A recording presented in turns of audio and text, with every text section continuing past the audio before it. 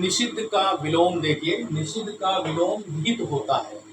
तो निषिद्ध कैसा शब्द है? निषिद्ध एक तत्सम शब्द है, संस्कृत का मूल शब्द। ठीक है, इसमें नि धन सिद्ध यानी धातु है, नि उपसर्ग है। तो अगर हम बात करें इसके शब्द की तो तत्सम शब्द है। एक तो ये इसकी पहचान हो गई कि शब्द कैसा है, तत्सम। निषिद्ध का विलोम क्या होता है? निषिद्ध का विलोम विहित होता है।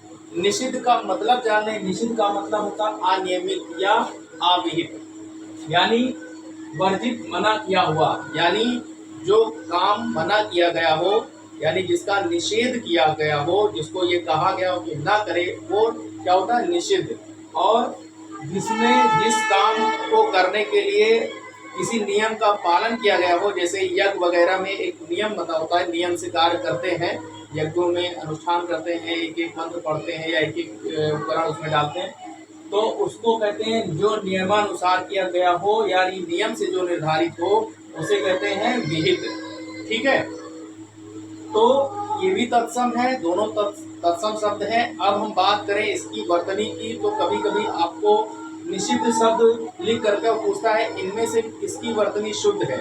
ठीक, इस तरह से भी पूछता है, या किसकी वर्तनी अशुद्ध है, ये पूछता है। दोनों तरह से क्वेश्चन आते हैं। तो अगर पूछे किसकी वर्तनी शुद्ध है, तो ये वाली वर्तनी शुद्ध है, यानी निषिद्ध ये शुद्ध है। आपको वो गलत करा सकता है, इस तरह से निषिद्ध पूछ सकता है, ये गलत है, निषिद्ध ये भी गलत है, और निषिद्ध ये भी गलत है। यानी आप ये शब्द देख लीजिए, निषिद्ध ये शुद्ध रूप है, और इसमें कौन सी संधि है? विसर्ग संधि, निधन सिद्ध, निषिद्ध। बात करते हैं, इसमें वि धन हित उपसर्ग लगा हुआ है। ठीक है, वि धन हित यानी विहित, निषिद्ध का विहित बनता है। अब बात करते हैं शाश्वत का विलोम।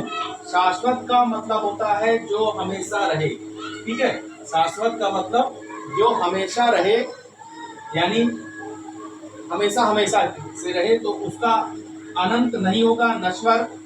ये वाला बी वाला ऑप्शन है, शाश्वत का विलोम नश्वर होता है, यानी जो नश्वर, जो हमेशा रहे और जो नष्ट हो जाए, तो शाश्वत का नश्वर।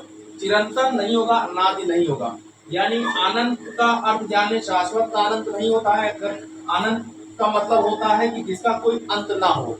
ठीक है, जिसका कोई अंत ना हो वो अनंत होता है।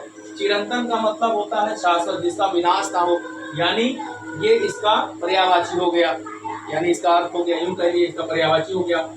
और अनादि, जिसका प्रारंभ यानी शुरुआत ना हो, जिसका कोई शुरुआत यानी स्टार्टिंग ना हो, जिसका कोई प्रारंभ ना हो, उसे कहते अनादि। ठीक है, तो शाश्वत का विलोम नश्वर, और शाश्वत आपका वर्तनी इस तरह से लिखा जाता है। देख लीजिए, आपको वर्तनी की अशुद्धियां भी पूछ सकता है एग्जाम में, किसी भी प्रतियोगी परीक्षा में।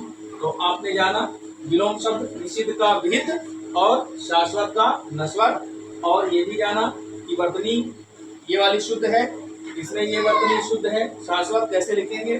शाश्वत का नश्वर। ठीक है, तो वीडियो कैसी लगी आप हमें कमेंट में जरूर बताएं दोस्तों, और आपका कमेंट ही हमें जो है मनोबल प्रदान करता है। आप अपने दोस्तों को भी मेरी वीडियो शेयर करते रहिए। जय हिंद।